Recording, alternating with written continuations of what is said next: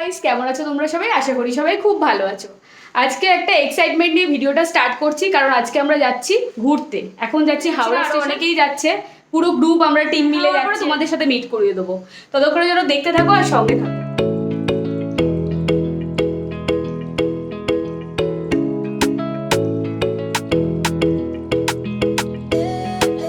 চলে এসেছি, ট্রেনও ঢুকে গেছে। লাগছে শুরু এই তো এবার শুরু এইবার হবে না। তোমার এক্সপিরিয়েন্স, আপনার এক্সপিরিয়েন্স? আমি ভীষণ টায়ার্ড তো যাচ্ছি ভাই ঘুরতে যাচ্ছিস, এক্সাইটমেন্ট কেমন? না হয়তো তত সমস্যা তো ভালো লাগছে। তবে দেখা যাক, মনে হচ্ছে সকালের মধ্যে সবকিছু ঠিক হয়ে যাবে। আমাদের থেকেও তো চার কে কে যাচ্ছি দেখো। আচ্ছা, কাউকে আমি বলিনি যে আমরা কোথায় ঘুরতে যাচ্ছি। কোথায় যাচ্ছি ঘুরতে?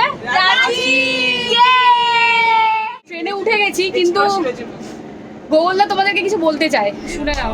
আমাদের গন্তব্য হলো রাঁচি। হাওড়া 22 নম্বর প্ল্যাটফর্ম থেকে ক্রিয়া যোগা এক্সপ্রেসে রাঁচি পৌঁছাবে এটা 5:30টায়। ছাড়লো এখন 10 মিনিট লেট, 9:20-তে।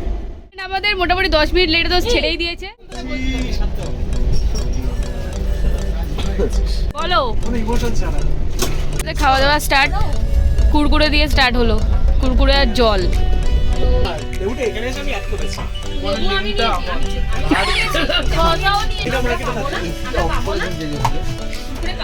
হ্যাঁ, এই প্যাকেটটা পুরো খোল না, ওখানে দুখানে তো আছে। ডিনার করার জন্য সব রেডি করছে, পেঁয়াজ আর শসা কেটে।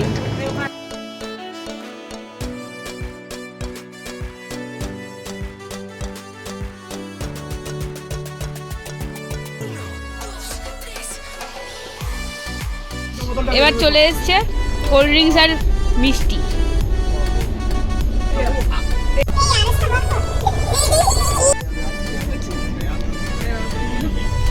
ববি ট্রেনটা নিচের দিকেই ছাড়লো, আবার মেঝেতেই দাঁড়ালো। আরে বলো, আর বন্ধু রান্না, আর বন্ধু যে রুটি আনলো, আর বন্ধুর বউ যে মিষ্টি আনলো। একদম সব দিয়ে উপরে বল, খাওয়া দাওয়া করার পর একটু হিস্ট্রিটা না বললেই নয়। প্রথমে তো আমার ডিমান্ড ছিল রুমালি রুটি, সেখান থেকে কনভার্ট করে আসলে ভাত রুটিতে ভাত রুটি আনা হলো। আমার হাজব্যান্ডের বানানো চিকেন, আমার বান্ধবীর বানানো চিকেন, আবার আলু, আবার মিষ্টি, কোল্ড ড্রিঙ্কস, সব কিছু মিলিয়ে ওভারঅল দারুণ দারুণ। এবার আপনি বলুন, কেমন লাগলো খাবার খাওয়ার পরে? কোনটা বেস্ট লাগ?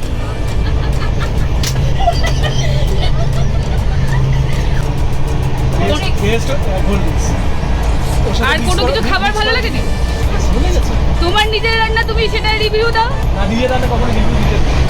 আর বন্ধুর বউয়ের রান্না ও সবসময় ভালো। যদি না আনিস তারপরে আবার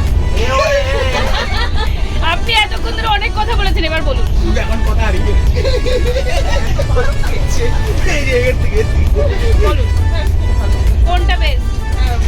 আরে যেটুকটা না ও রান্না করেছে এখন ভালো ছিল, ও রান্না করতে চিকেন ছিল। আমার মোটামুটি খুব ভালো ট্রেন, খুব ভালো যাচ্ছে, আমার এতটাই ভালো লাগে। খাওয়া দাওয়া খাওয়া দাওয়া এখনো খাইনি, খেলে জানাতে পারবো।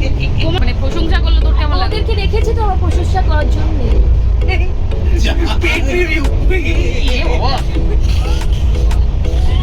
কিনেছে এখন আমাদের ট্রেন স্পিডটা দেখে নিন।